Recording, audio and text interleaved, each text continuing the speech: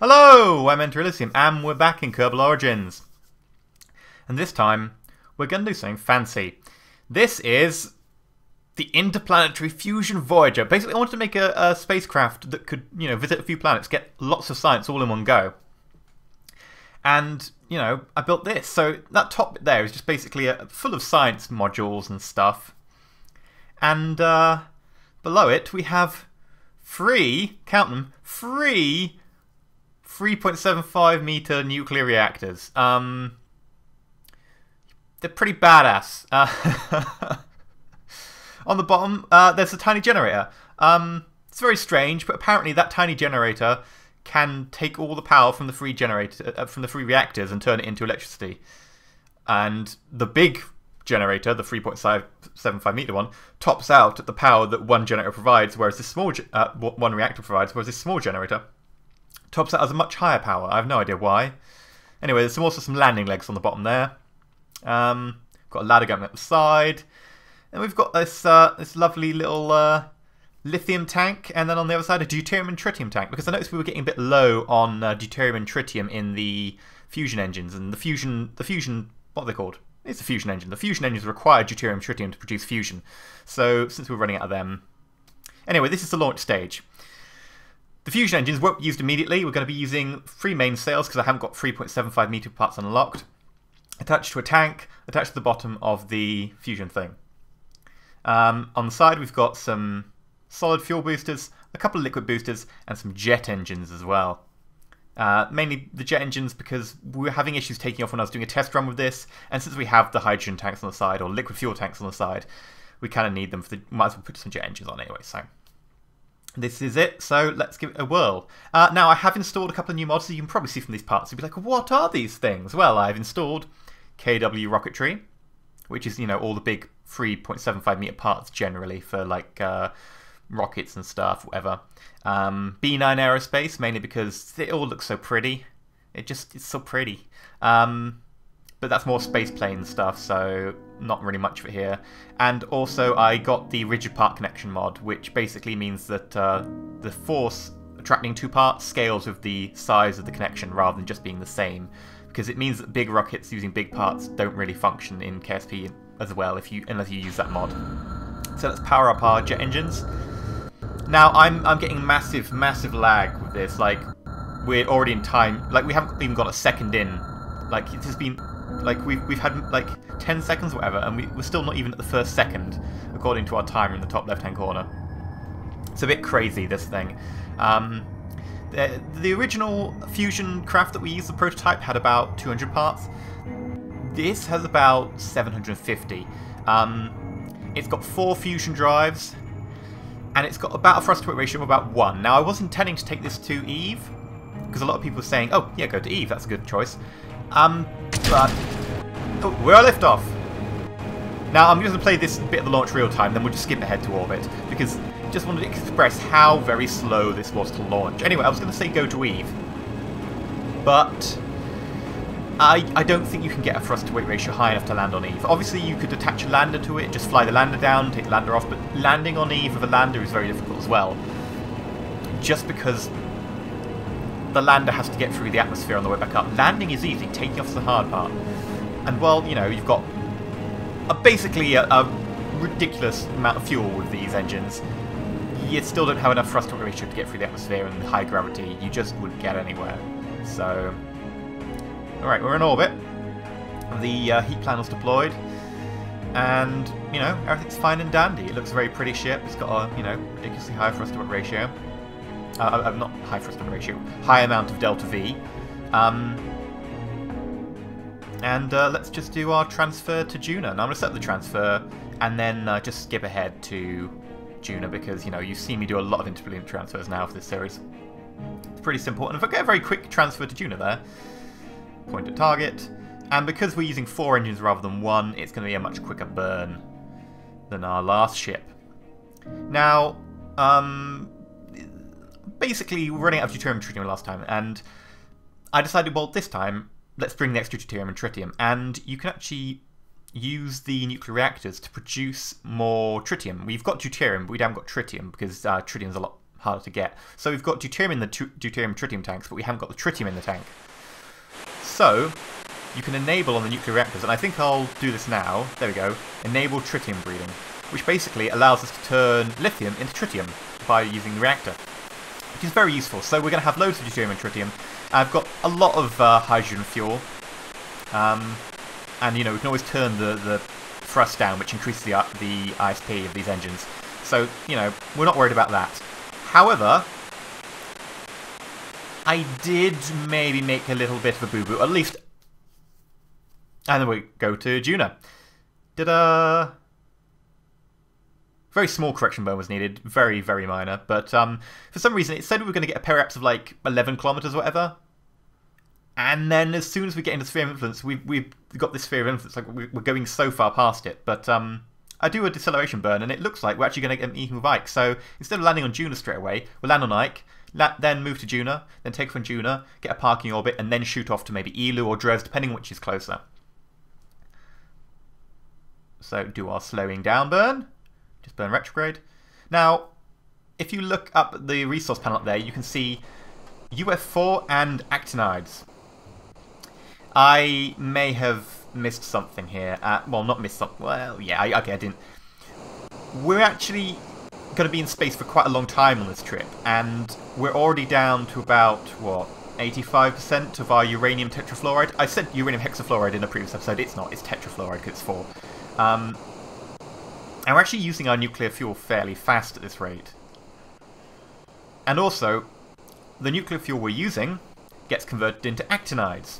And the actinides build up in the reactor. And the actinides are basically a group of metals like actinium and like lawrencium and neptunium, I think. It's basically like 11 metals, I think, down there in the periodic table around uranium. And they're basically... they build up in the reactor, and then the reactor stops working if we don't clean them out. The only way to clean the actinides out is to reprocess them into more uranium tetrafluoride and a percentage of depleted fuel. I think it's, for the mod, it's about 80% uranium tetrafluoride you get back and 20% depleted. So, yeah. Also, we're going to run out of uranium tetrafluoride if we're not careful. There was originally a science lab on this ship, but it was too tall and too heavy, so I cut it out. The science lab would have been able to reprocess the spent fuel. And there we go, we've got a encounter. Beautiful little encounter. Let's skip ahead to that. So, we're just going to have to hope that we don't end up running out of uranium and we don't, you know, fill up with actinium. I think both of them will happen at the same point. So if it does happen, we'll have to launch a mobile reprocessing lab to dock with this ship. It does have some spare docking ports. They're not ideally located for such a large object, but we can manage it. Alright, just do our retrograde burn for Ike now.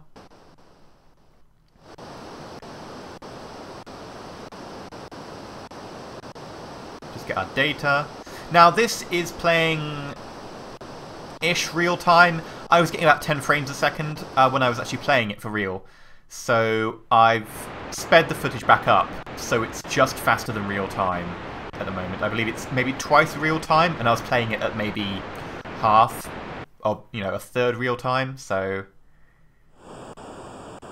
we're coming into a hill here, so put the landing gears down, and you can see on the bottom there, in that middle bit, because we were having problems last time where we were actually collapsing our landing legs and we might fall over. This was built around the idea of having a wider base. It wasn't so much, you know, multiple engines, it was built around the idea of having a wider base. And I noticed that since we have spare space in the centre, if we put down some landing legs on there that are lowered to the ground, they'll cushion our impact before the rest of the landing legs, you know, get to actually touch the ground. So hopefully it'll stop us dying, in theory. Maybe. So that's something I'm really keen to like test out. Of course, this being a post commentary, I have of course tested it out and I know whether it works or not. When I did this, I was still a bit iffy, especially since it looks like we're coming in on a slope, which I hadn't seen from orbit. I'd hoped we'd got to, you know, land before the slope, but it's actually a sort of a misleading slope. It's actually fairly slopey, and it didn't look that way until you get to here. Right. Keep this throttle going. It has a load of parachutes, mainly because it originally was going to go to Eve until I went, actually, this is not going to be able to land on Eve. It's not going to be able to take off again. So it's still got parachutes on board. So we can use these parachutes for Juno. Juno does have an atmosphere. It's just quite thin. Here we go. Here we go. Gently, gently. Gently, gently, gently. Because, of course, it's being ridiculously heavy. If we, you know, actually touch the ground with anything more than, like, a little bit of force, it's going to be iffy. There were a lot more landing legs on this than there were on the previous version. But this one does weigh, like, twice as much. So, this is going to be interesting. And bring her in. And then you can see how bad that slope is. That is pretty slopey. The previous version, we would never have attempted something like this. It just wouldn't have happened. But hopefully, I'm hoping with this it'll be okay. Ooh. Ooh. Ooh, it's tipping. It's tipping. Oh. Ooh. Oh, we're okay.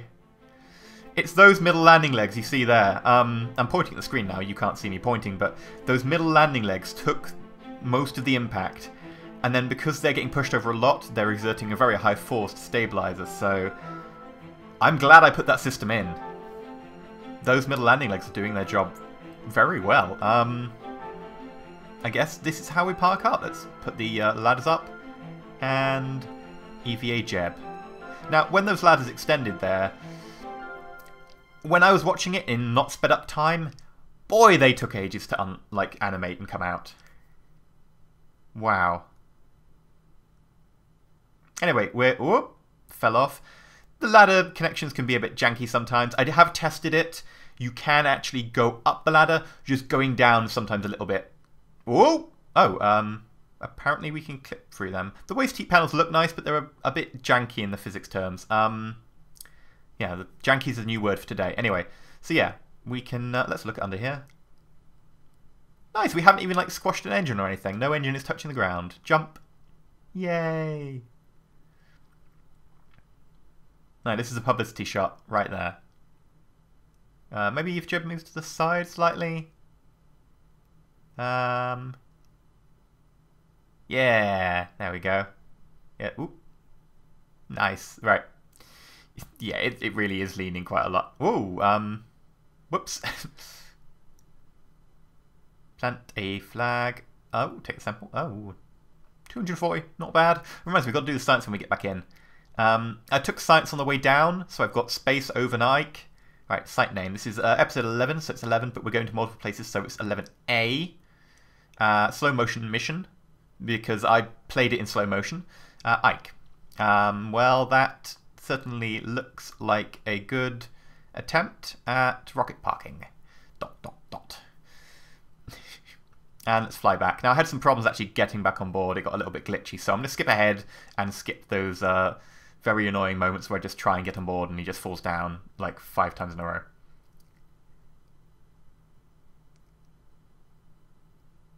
Right, I'm trying to get to... There's actually science under this ladder, which because each crevice on this top section there is science bits, so let's use one of these. 400 science is really nice, except you can use that in space over and in space high, and I've only got one for each side, and it's got 4 sides, each of which is designed to be able to use like fully for a planet or a moon. So let's open the goo canisters. I've done space over, so now we're doing landed. We need to do space high over, and unfortunately, as you'll see, I completely forget to do space high over Ike, so I miss out on a bunch of science there. But yeah, whoops. But yeah, I forgot to bring enough gravity detectors because I thought it was like the seismometer that you only counted it once for the place, but then I realised since you could use in space over the planet, you can use it in each situation. So I could have got a lot more science by bringing gravity, like a good maybe 2K for this mission if we go to enough places. So yeah. Anyway, let's take off, and that's a lovely little flag there.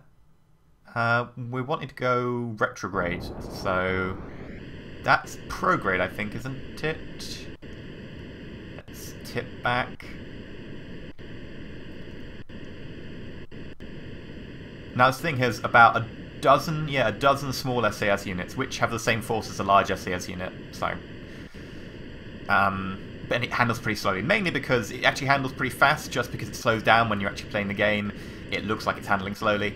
So that manoeuvre there, where it tipped back over, took an age in game. Just trying to get hold of this gravity detector and use it while we're taking off here in this, you know, fairly non-precious situation. Oh, come on, click it, click it, click it, click it! Yes! Okay, got that. 420, nice. I've done the magnometer. I've done 2 gravities now, since we won't be able to actually... We'll probably be under 3 places. Elu and Dres as well, so... That's Juna. Oh, and Ike, so that's 4, yeah. Okay, well, we'll probably have to end up scrapping one of them. Anyway. Oh, we're going prograde. Whoops, I thought the hill was retrograde. Oh, well, we're committed now. Let's do our orbit this way. Now, one interesting thing is Juna has an atmosphere, and it's fairly thin, and our waste heat panels can't be deployed in atmosphere because they rip off. So when we come into Juna, as we've just skipped ahead now, we're going to have to be incredibly careful, because we're going to have to take the waste heat panels in, and we're going to start collecting waste heat. We will lose a lot of it because of the air, but it'll be interesting to see if we can actually lose enough that we're not gaining. Because if we start gaining heat, we've got to land and then deploy the panels quickly before we have issues with dying. There's a nice Juna periaps. So we're going to go crash into the atmosphere, and yeah, it's fairly thin. We should slow down, deploy some parachutes, and probably a little bit of throttle, considering, you know, it's fairly thin atmosphere. So, and here we go, our beautiful craft with enough power to get round most of the Kerbal system without, you know, refueling, except for the fact we'll probably run out of uranium, which is a shame. I probably should have noticed that, but oh well. This is, you know, like the prototype for the prototype after the prototype. And unfortunately, we're about to hit the atmosphere, and I noticed that my key mappings aren't working, so I'm actually going to have to manually take in all of the waste heat panels, which is going to be annoying to remember that. If I forget that at any stage and then end up about to crash into the atmosphere, that could be problematic. And atmosphere. Oop, that's point retrograde rather than down. Still got the gears out, probably should have taken them in, but oh well, it doesn't matter. And unfortunately, it's right about now that the game crashes.